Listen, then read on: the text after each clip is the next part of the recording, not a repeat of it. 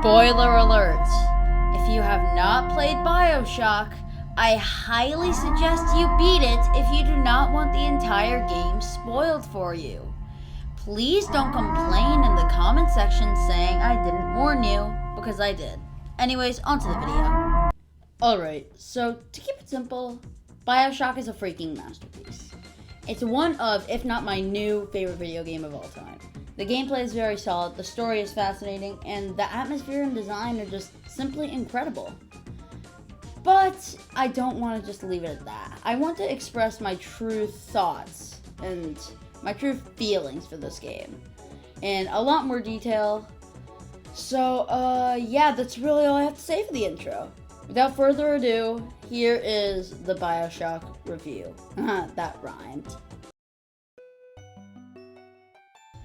The story is great, and the ending is heartwarming. If you got the good one, that is. Okay, here's a quick rundown. You play as a guy named Jack who survives a plane crash which leads him to Rapture, an underwater city. You have a guy named Atlas who you're basically fighting alongside until you defeat Andrew Ryan, who established Rapture. So, in Rapture there are these little girls who have henchmen known as Big Daddies. The girls are called Little Sisters. And when you kill the Big Daddy, you can rescue or kill the Little Sister. But this is going to be more relevant in the ending, which is why I'm talking about it now. Anyways, you progress through the game where you and Atlas eventually kill Andrew Ryan. Just like that. But it turns out that Atlas's real name is Frank Fontaine. That rhymed. And he was secretly using you to kill Andrew and so he could take over Rapture. After his rule, eventually you have to defeat Fontaine. And so you become a Big Daddy and build a relationship with the Little Sister. And then you make it your way to the boss fight. So the boss fight is pretty easy, but I'm just gonna cut to the ending. So basically, if you rescued all the Little Sisters, you get the good ending, which is so heartwarming, I can't even put it into words. So I'm just gonna show it right now.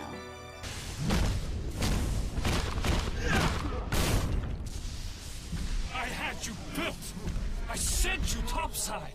I called you back, showed you what you was capable of. Even that life you thought you had, that was something I dreamed up and had tattooed inside your head. Now, if you don't call that family, I don't know what is. And now...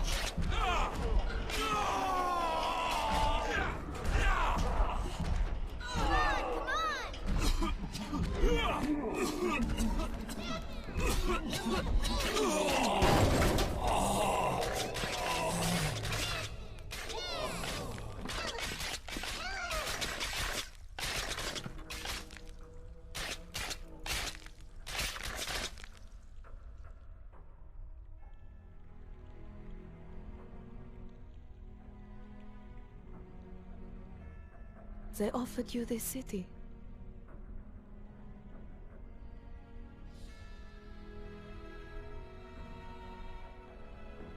And you refused it.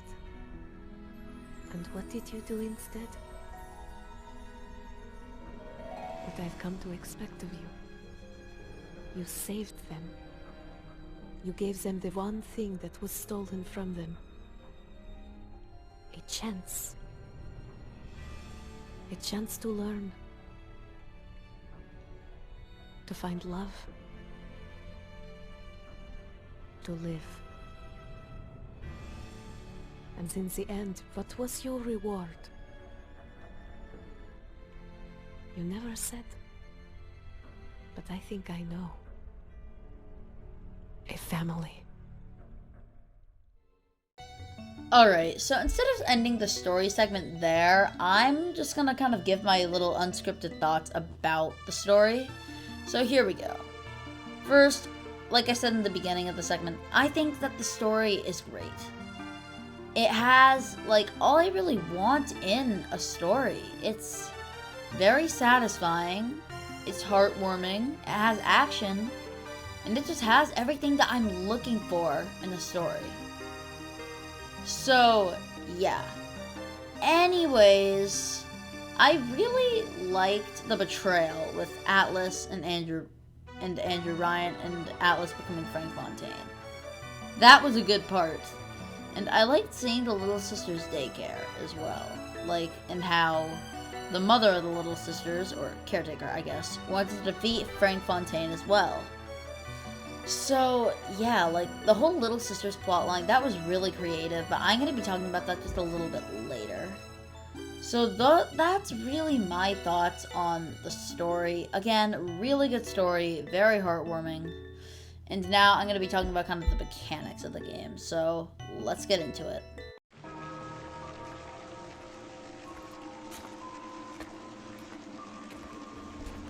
Alright, so the gameplay in Bioshock is not the best, but it is way superior to other games. The gunplay is very fun, especially with the shotgun and the crossbow, and having to kill the henchmen is very rewarding, especially as you progress through the game and they get harder to kill. And the big daddies are twice as satisfying to kill. And even if you haven't hypnotized them, they're still like a really cool concept. And when you become a big daddy later in the game, it's a little bit underwhelming, but it still feels really good. I also like the Eves, if that's how you say it. They're also really fun to use. Like, like in a first-person shooter game, you would think you have to incinerate something, or use telekinesis so that you can hypnotize one of the big daddies. It's pretty creative. However, there are some things about the gameplay that I don't like. So most of the missions in the game can be pretty freaking annoying. And the search missions are the absolute worst of this. I remember one time where you were trying to create something for the U event, and I kid you not, that search mission literally took me 2 hours. 2 hours it took me for that whole search mission. It is so annoying, and I really, really hate the search missions. A absolute burn and passion. The other thing I don't really like, but don't hate as much, are the security cameras. So basically scattered throughout the game, there are these security cameras, and if you get caught by one and don't shoot it in time, it sends a bunch of bots that you have to kill.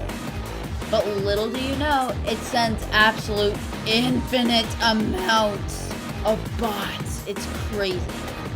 And if you're playing on medium difficulty, like I did, then they're hard enough. I don't want to imagine what it would be like on hard difficulty. Because, again, on medium difficulty they already made me want to punch my monitor. So that's really all I have to say about the gameplay, which is really where a lot of the flaws in the game come from. Anyways, let's move on to the design and, like, atmosphere.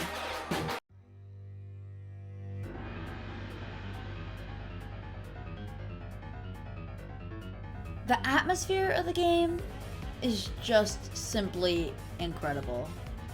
And all the voice acting and design in the game is just so good, in my opinion. Arguably the best part.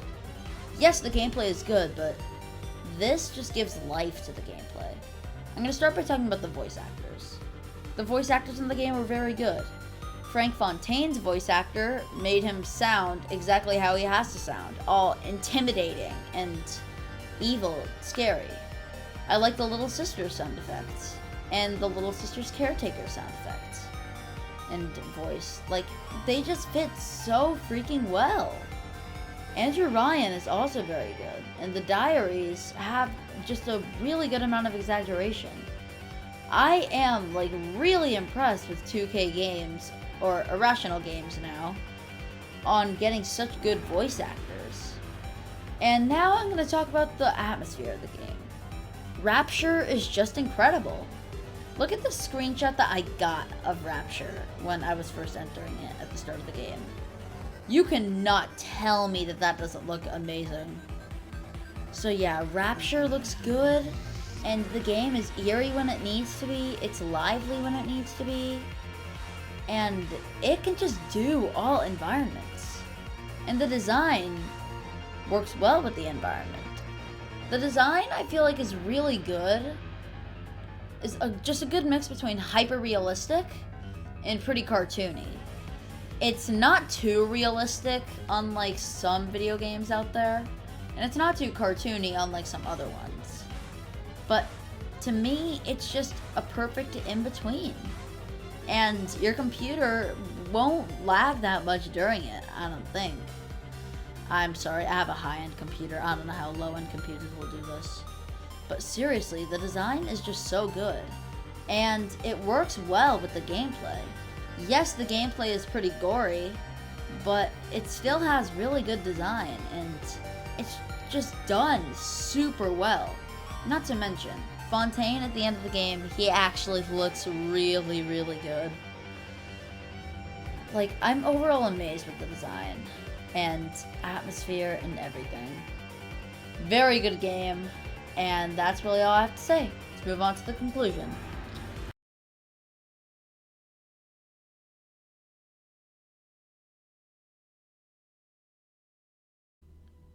So, you just heard me talk about how amazing this game was for the last 5 minutes or so. And it is a great game. One of the best. But it still has its fair share of flaws, just like every other video game. The final verdict was very hard to come to, but here it is. Bioshock is receiving a 97 out of 100%. While very good and close to perfection, those dumb missions and those dumb bots just made it to where I couldn't give this a 100.